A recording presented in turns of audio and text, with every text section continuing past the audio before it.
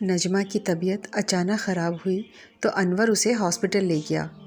انور کافی پریشان تھا، مگر اس کی پریشانی اس وقت ختم ہو گئی جب لیڈی ڈاکٹر نے چیک اپ کے بعد نجمہ کو یہ خوشخبری سنائی کہ وہ ماں بننے والی ہے۔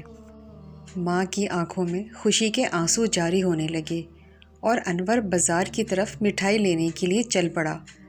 نجمہ نے اس خبر کے لیے 10 سال تک انتظار کیا تھا۔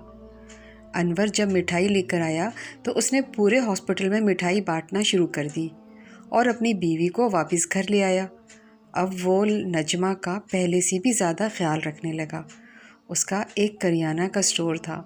پہلے وہ اسٹور پر رات گئے تک کام کرتا تھا کیونکہ رات کے وقت گاہک زیادہ آتے تھے، مگر اب نجمہ کی وجہ سے وہ شام کو ہی گھر واپس آ جاتا۔ دن گزرتے گئے اور آخر کار وہ دن آ گیا جس کا نجمہ اور اس کے شوہر کو بڑی شدت کے ساتھ انتظار تھا۔ 10 سال کے بعد نجمہ کا بچہ پیدا ہوا۔ نجمہ کو جب یہ پتہ چلا کہ وہ ایک بیٹی کی ماں بن گئی ہے تو اس کی خوشی کی انتہا نہ رہی۔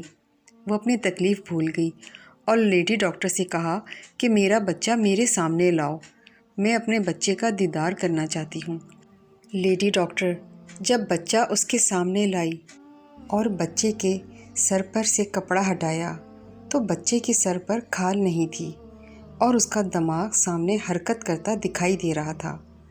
یہ منظر دیکھ کر ماں رونے لگی۔ اس نے لیڈی ڈاکٹر سے پوچھا کہ کیا یہ میرا ہی بچہ ہے؟ تو اس نے کہا اس طرح کے کیسز میں بچے کا بچنا تقریباً ناممکن ہے۔ وہ ابھی ہاسپٹل میں ہی داخل تھی کہ 2 دن کے بعد بچے کی وفات ہو گئی۔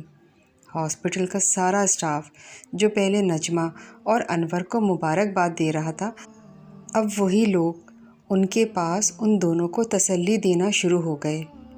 اب وہی اور نجمہ سے کہا کہ زندگی میں ایسے مشکل مراحل اکثر آ جاتے ہیں، مگر انسان صبر کرنے کے علاوہ کچھ بھی نہیں کر سکتا۔ نجمہ نے ڈاکٹر سے کہا کہ مجھے اپنے کیے کی سزا ملی ہے۔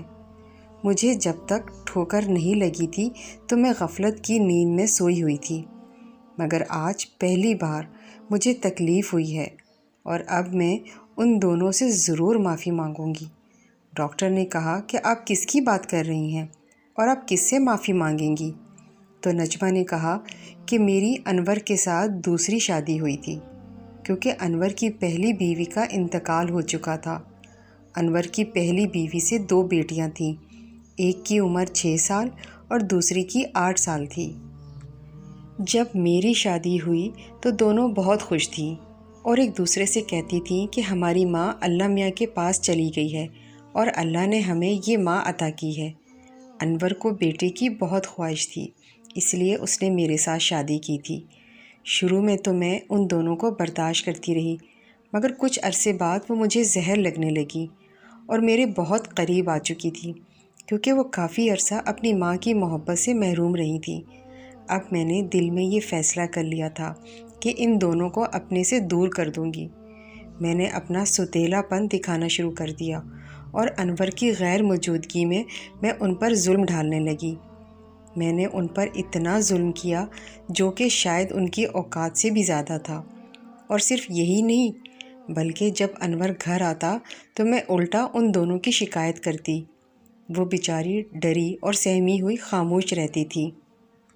وہ دونوں بہت چھوٹی تھیں، اسی لیے اپنے باپ کے سامنے میری شکایت نہیں کر سکتی تھی۔ انور صبح دکان پر چلا جاتا تو میں ان کو اپنی مرضی کا ناشتہ دیتی تھی۔ ابھی وہ کھانا کھا ہی رہی ہوتی کہ میں کھانا ان کے سامنے سے اٹھا لیتی۔ ایک دن وہ بیچاریاں بھوک سے نڈھال ہو کر کچن میں کھانا تلاش کرنے لگیں تو میں نے گرم سیخ ان کے ہاتھ پر جلا دی۔ ظلم کا یہ سلسلہ کافی عرصہ جاری رہا۔ ایک دفعہ میں نے ان کو رسی سے باندھ کر چھت سے لٹکایا ہوا تھا کہ اچانک ان کی خالہ گھر میں داخل ہوئیں اور انہوں نے یہ سب کچھ اپنی آنکھوں سے دیکھ لیا۔ وہ مجھ سے جھگڑنے لگیں اور کہنے لگیں تم انسان نہیں، ایک ڈائن ہو۔ ابھی ہمارا جھگڑا جاری تھا کہ انور گھر میں داخل ہوا۔